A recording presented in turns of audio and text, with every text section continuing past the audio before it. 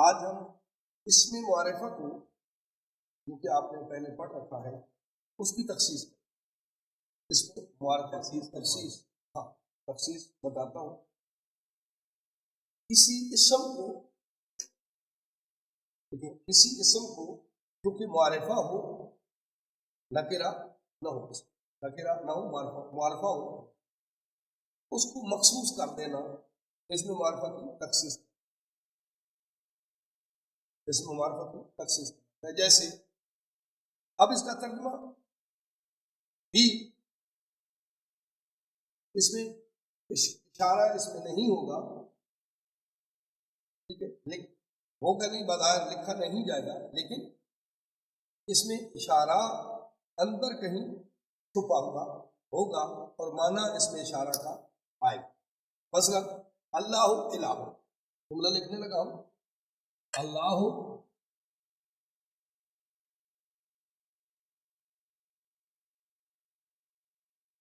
الہ،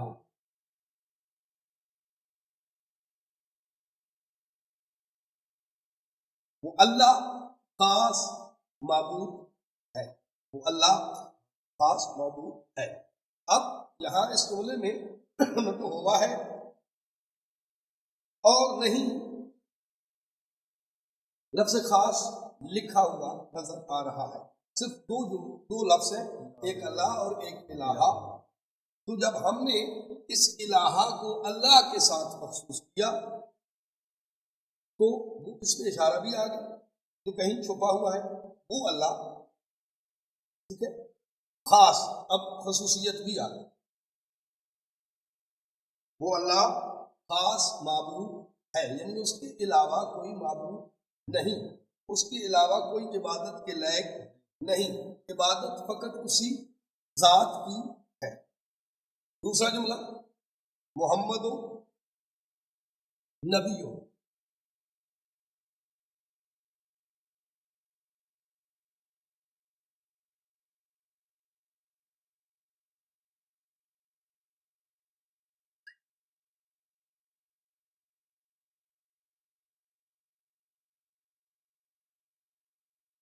محمد نبی،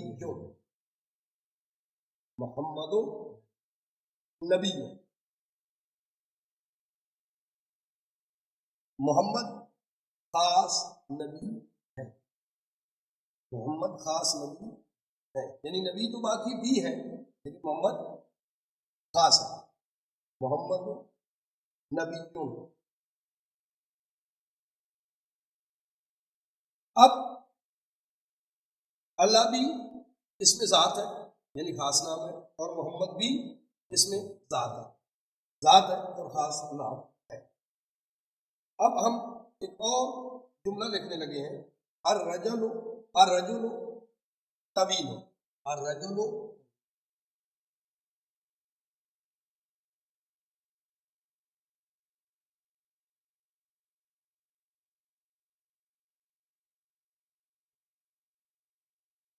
طویل، ہاں، تو اگر اس کو عام کرنا ہوگا تو پھر کیا ہوگا؟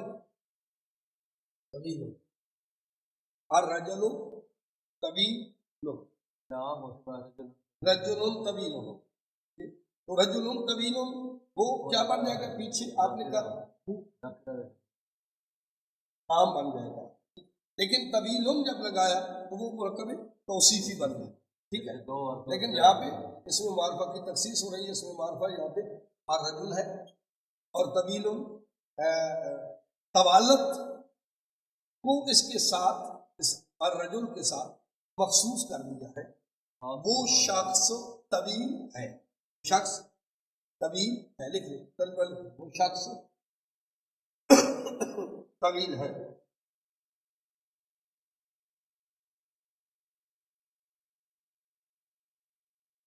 لکھ لیا، الراس کبیر، الراس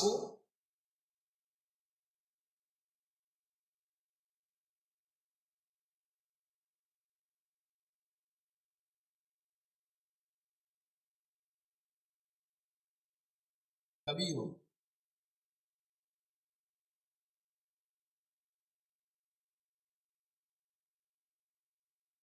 الراس کبھی رو، کیا مطلب؟ پیچھے پیچھے دیکھ لیں تو لکھا ہے الراس، نہیں ابھی تو لکھا ہے میں اس کے مطابق الراس کیسے کہتے ہیں؟ سر، الراس، الراس کبیر ہو، وہ سر بڑا ہے. اب یا پھر وہ بڑا سر، یا پھر کیا وہ بڑا سر ہے، ہو سکتا ہے، کوئی مسئلہ نہیں. وہ سر بڑا ہے یا وہ بڑا سر ہے، ایک ہی.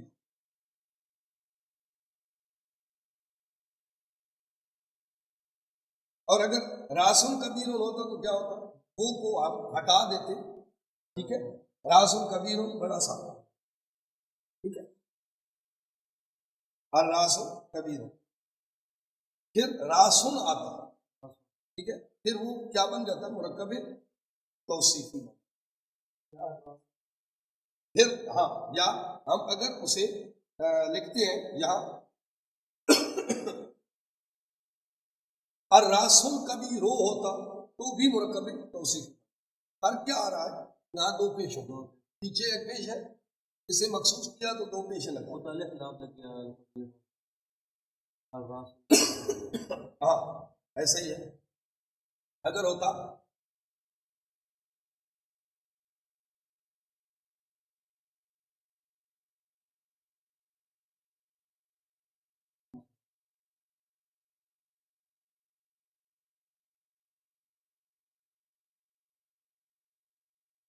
الراسل کبیر، اگر یوں ہوتا تو کیا ہوتا؟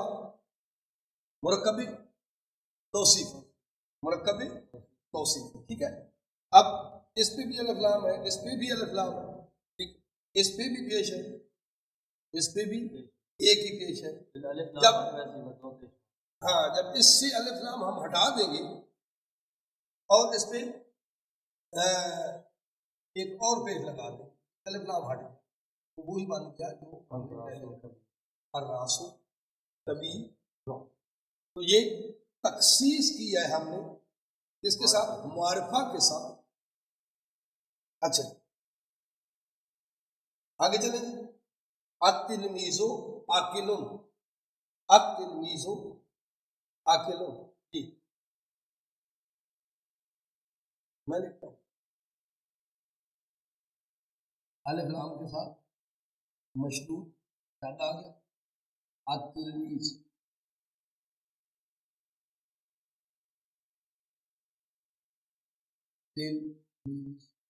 شاگرد کو کہتے التلمیذ عاقل.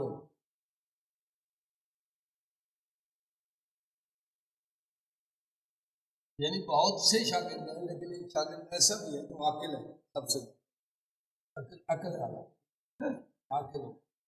التلمیذ عاقل، ہاں شاگرد.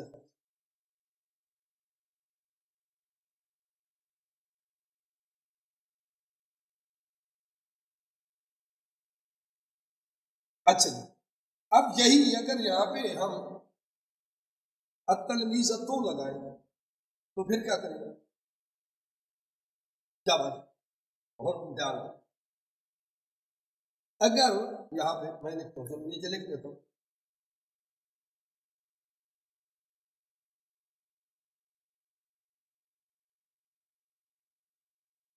کیا بات، توجہ کرنی ہے، ایسے سوچنا.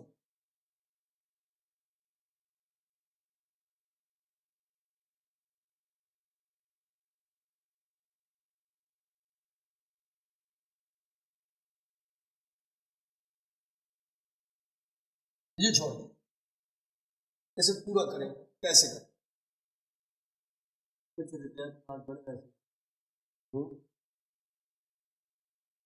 جی اس سے بھی مخصوص کرنا ہے. دیکھو حق صرف شاگرد کا تو نہیں ہوتا نا، اسے بھی ہم نے تخصیص کرنی ہے. اس یہ تعامل اس کے، ٹھیک. التلمیذ تو آ گیا، التلمیذ تو آ گیا.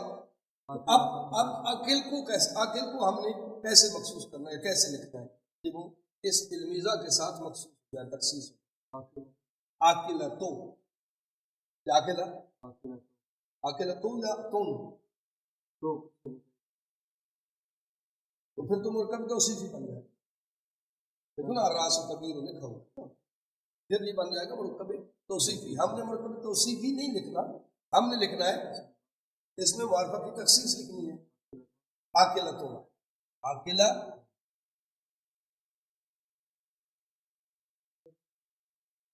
اب ترجمہ اس کا کریں آپ.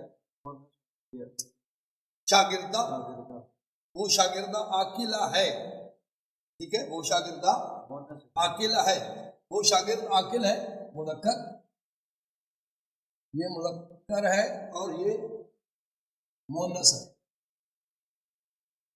ٹھیک ہے, یہ جملہ مذکر ہے اور یہ مؤنث ہے.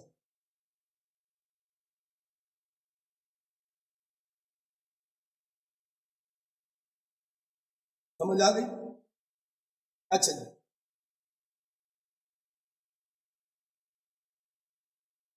اب اس سے کیا ثابت ہوا؟ یہ جو یہ ایک جملہ لکھا, یہ جملہ لکھا, یہ لکھا, یہ لکھا, ٹھیک ہے, اوپر والے جملے لکھے ہیں, چلو ان میں ہم نے ان پہ بحث ہم نے نہیں کی, یہاں پہ آ کے ہم نے مذکر و مؤنث پہ بحث کی, اور یہ جملہ ایک ہم نے یہاں پہ مؤنث کا بھی لکھا, جبکہ پر ہم نے مؤنث کا کوئی جملہ نہیں لکھا. تو کیا سمجھانا چاہتے ہیں؟ سمجھانا یہ چاہتے ہیں کہ چھوٹا بڑا یا لمبا چوڑا ایک صفت, یعنی چھوٹا ہو کبھی بڑا ہے, ٹھیک ہے, صغیر اگر آئے گا تو عاقل بھی صفت ہے, ٹھیک ہے, چھوٹا بڑا بھی صفت ہے. اس کا جب آپ تخصیص کریں گے تو اس کا مؤنث ہونا بھی ضروری ہوگا. اس لیے یہ جملہ میں نے لکھا ہے کہ اس کا مؤنث ہونا ضروری ہے. بات سمجھ میں آ گئی؟ یعنی جس کے ساتھ ہم مخصوص کر رہے ہیں کسی صفت کو, اگر وہ مؤنث ہے تو صفت بھی مؤنث آئے گی, اور اگر مذکر ہے تو صفت بھی مذکر آئے گی, ٹھیک ہے. ال آگے لکھیں, الولد طویل, الولد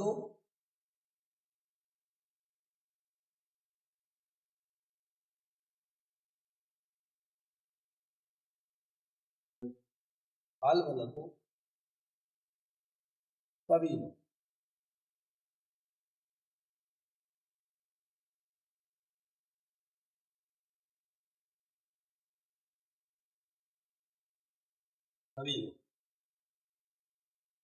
الولد طویل, وہ لڑکا لمبا ہے, وہ لڑکا لمبا ہے.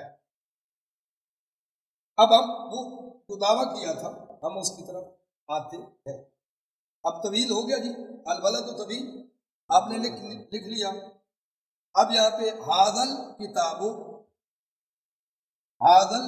صغیر ہو, اب ہم اس کے اشارہ کے ساتھ آگے بڑھ رہے ہیں. حاضل کتاب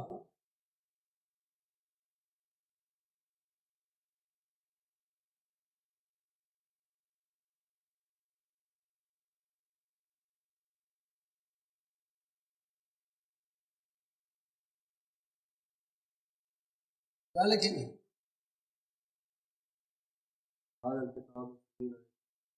جی صغیر لکھیں گے یا صغیرتن؟ صغیر. کیوں؟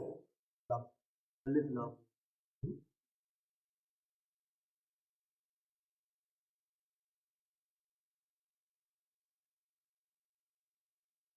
الف لام کی وجہ سے, کوئی اور وجہ تو نہیں ہے. الف لام کی وجہ سے تو اس کو کیا الف لام نہیں آیا, تخصیص کر رہے ہیں نا, نہیں آیا, یہ وجہ نہیں ہے. میرا سوال یہاں پہ کتاب کیا ہے, مذکر ہے مؤنث ہے؟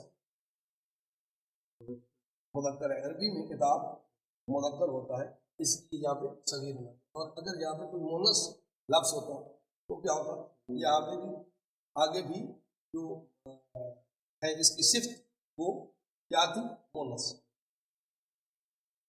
ہاں ذل کتاب, اور پھر آگے لہٰذا بھی ہمیں بتا رہا ہے کہ یہ مذکر ہے، ٹھیک ہے۔ مثلا اگلا جملہ میں لکھتا ہوں تو آپ کو، یہ چھوٹی کتاب ہے یا یہ کتاب چھوٹی ہے، یہ چھوٹی کتاب ہے۔ ابھی اگلا جملہ میں مونس کا لکھنے لگا ہوں، لکھ لیا ہے کافی۔ اب اگلا جملہ میں سارے کا سارا مونس کا لکھنے لگا، آپ نے مجھے میری ہیلپ کرنی، ٹھیک ہے۔ جملہ ہے جی آج ہی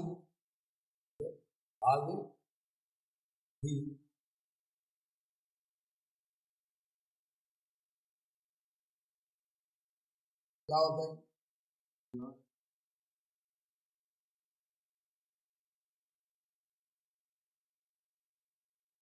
سیارت کیا لکھیں گے؟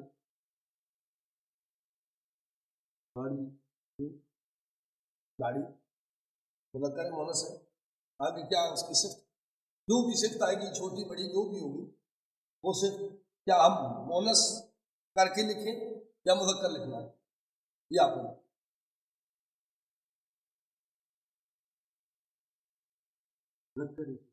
مذکر، گاڑی مذکر سوچ رہے عربی میں تو میں نے نہیں کہا پیچھے اب سارا چل رہا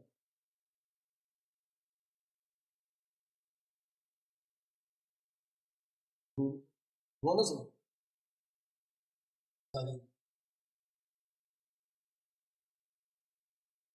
چھوٹی ہو یا بڑی ہو گاڑی کا بس اس کا اطلاق، سیارہ کا اطلاق تمام قسم کی گاڑیوں پہ ہی آئے گا۔ صغیرہ بس کار یہ تو مونس ہوتا ہے، موٹر سائیکل مونس ہے، سکوٹر پنجابی میں مذکر ہو، اچھا لیکن وہ اس میں مونس ہی آئے گا، عربی میں وہ مونس ہے۔ لڑکی ہو کتاب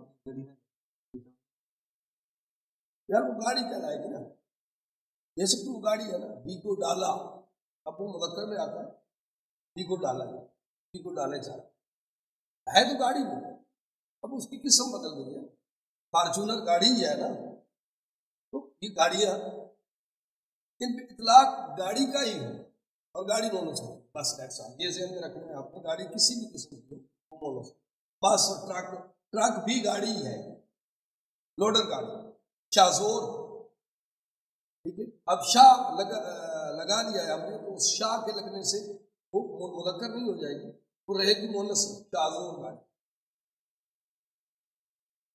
لوڈر۔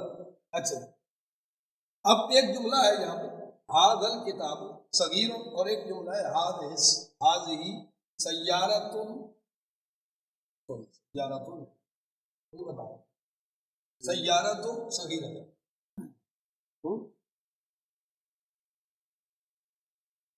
یا سیارتن آتا ہے، بولو ہاں، الف لام نہیں ہے تو پھر کیا ہے، پھر دو پیش، اور اگر الف لام آئے گا تو پھر ایک پیش آئے گی، وہ ایک پیش الف لام کھا جائے گا، جیسے الکتاب نے ایک پیش میں کھا لیا۔ اگر یہاں پہ ہاذا کتاب ان ہوگا اپنا الف لام کے بغیر ہوتی ہے کتاب تو کتاب صغیر ہو، ٹھیک ہے۔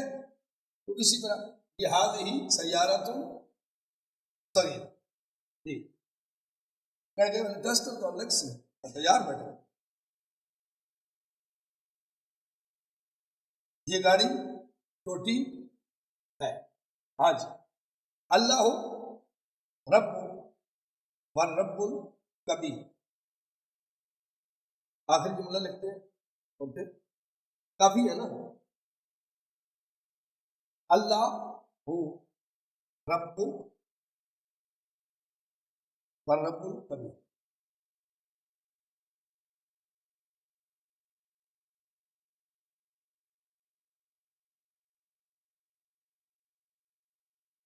اللہ کو ہم نے کیا کیا، رب کے ساتھ ہم نے مخصوص کر دیا، اللہ رب، اللہ رب، رب تو ہے.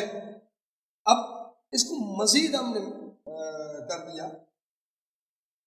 مخصوص، رب الکبیر، واہ ہاں رب الکبیر.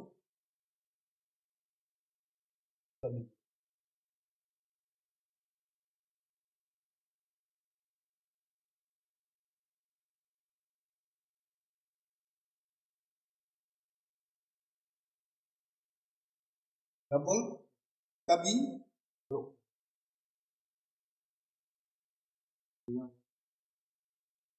رب الکبیر، اس کو مخصوص رب رب رب ہاں باب رب، اللہ ربو ہی آئے گا. اگر جہاں پہ دو پیشے ہوتے تو پھر اس کے کیونکہ یہ جملہ الگ ہو رہا ہے نا، اللہ ربو و رب ہاں البتہ ہاں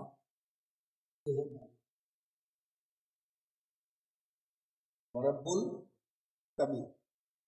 تو یہ چند جملے آپ کے سامنے آئے اور مختلف حالتوں میں آئے. اب نیچے لکھیں ہدایات.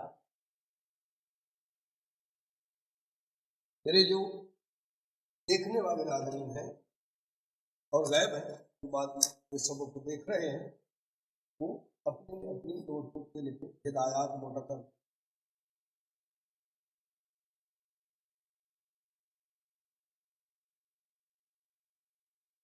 اس میں نکیرہ کا ترجمہ کرتے ہوئے کوئی اور کچھ ذہن میں رکھنا چاہیے، لکھنے کی ضرورت نہیں. اس میں نکرہ ہے، پیچھے ہم نے پڑھا ہے، اس میں نکرہ کا ترجمہ کرتے وقت کوئی اور کچھ ذہن میں رکھنا ضروری ہے، لکھنے کی ضرورت نہیں ہوتی. مثلا مسجد ہے،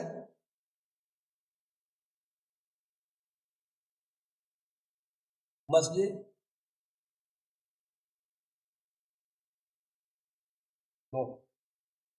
تو کوئی مسجد، کتاب ہے تو کوئی کتاب، قلم ہے تو کوئی قلم ذہن میں رکھنا ہے آپ نے، وہاں یا لکھنے کی ضرورت نہیں ہے.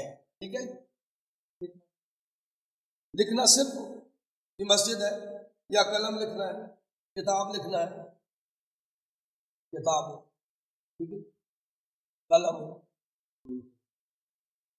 بس کوئی آپ نے ذہن میں. جب آپ لکھنے لگے، مسجد لکھنے لگے اور وہ ناکرہ ہے آپ کے ذہن میں، ٹھیک ہے، تو اسے مسجدوں نہیں لکھیں گے. کوئی کتاب آپ کے ذہن میں ہے، ٹھیک ہے، تو آپ کتابوں نہیں لکھیں. قلم آپ کے ذہن میں ہے، کوئی لکھنے کی ضرورت نہیں ہے، بلکہ قلم ہی لکھا جائے. بات سمجھ میں آ گئی؟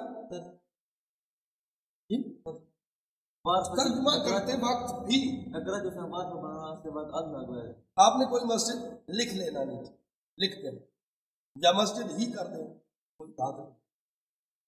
ٹھیک ہے، نکرہ سے معرفہ بنے گے تو وہ مخصوص ہو جائے گی، اس سے آپ واقف ہوں گے کہ کسی خاص مسجد کی بات ہو رہی ہے. نمبر 2، یہ تو ایک نمبر 1 جملہ ہے. ہدایت نمبر 2، اسی طرح جس طرح نکیرہ تھا،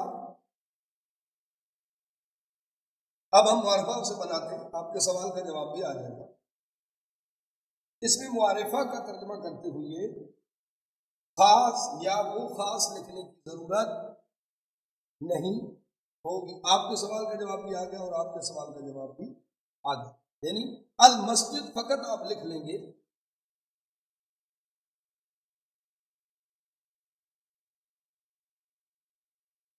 تو آپ کا مقصد پورا ہو جائے گا.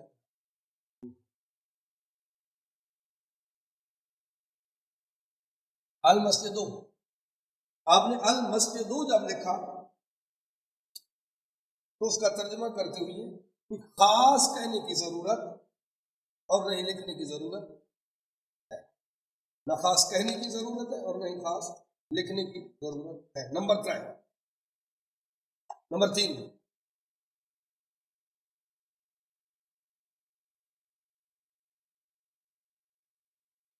مادہ سے نکلنے والے تمام ناموں کو مذکر سے مونس، مادہ سے نکلنے والے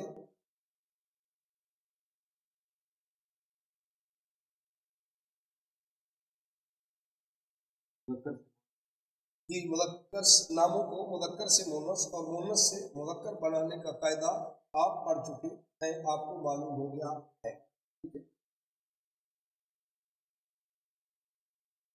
لہذا یہ یاد رکھنے کی ضرورت ہے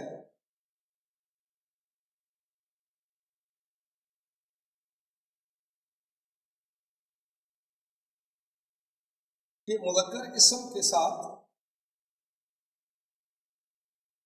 مذکر اور مونس کے ساتھ مونس اس میں صفت یا اس میں اشارہ لانا ضروری ہے۔ مذکر اسم کے ساتھ مذکر اس میں اشارہ لایا جائے گا، ہاں اس میں صفت اور اس میں اشارہ دونوں مونس ہی ہو۔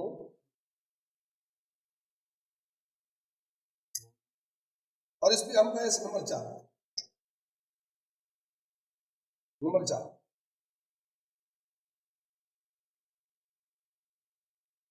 بعض چیزیں اردو میں مونس ہیں، جیسے کتاب،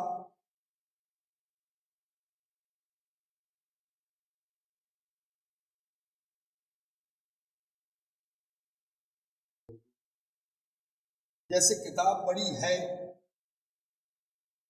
کی عربی الکتاب کبیر جائے۔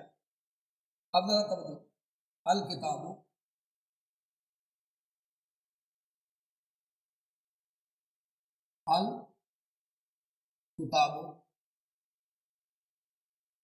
کبیر، یہاں پہ صفت کیا ہو رہی ہے؟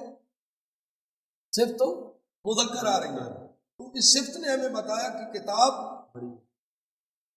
پڑھی ہے اور کتاب مذکر بھی ہے، عربی میں کتاب مذکر،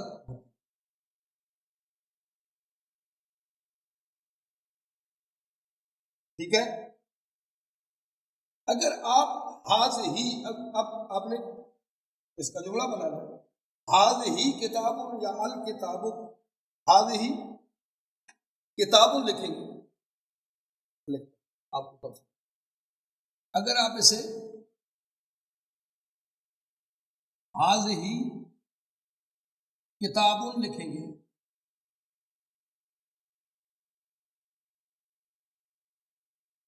یا الکتاب کبیرتن لکھیں گے، یا یہاں پہ تے ڈال دیں گے، کبیرتن آ جائے لکھیں گے، یہ سمجھنے والی بات ہے۔ کبیرتن لکھیں گے تو عربی دان سن کے ایسے ہی ہنسے گا جیسے آپ بلاول صاحب کی اردو سن کے ہنستے ہو، نہیں ہنستے ہو؟ کیسے ہنستے ہو؟ جب زیادہ بارش آتا ہے تو زیادہ پانی آتا ہے، تو بالکل بیانی ہی آپ نے جب یہ جملہ پڑھا کسی عربی دان کے سامنے یا لکھا کسی عربی دان کے سامنے، یہ والا یہ تم لگایا، ادھر تم آپ لگائیں گے تو ادھر وہ ہنسنا شروع ہو، بات سمجھ میں آ گئی؟ تو کتاب کیا ہے؟ کبیرون آئے گا، اور حاض ہی نہیں، حاضہ کتاب آئے، ٹھیک ہے؟ حاض ہی مونس بن جائے گی، ٹھیک ہے؟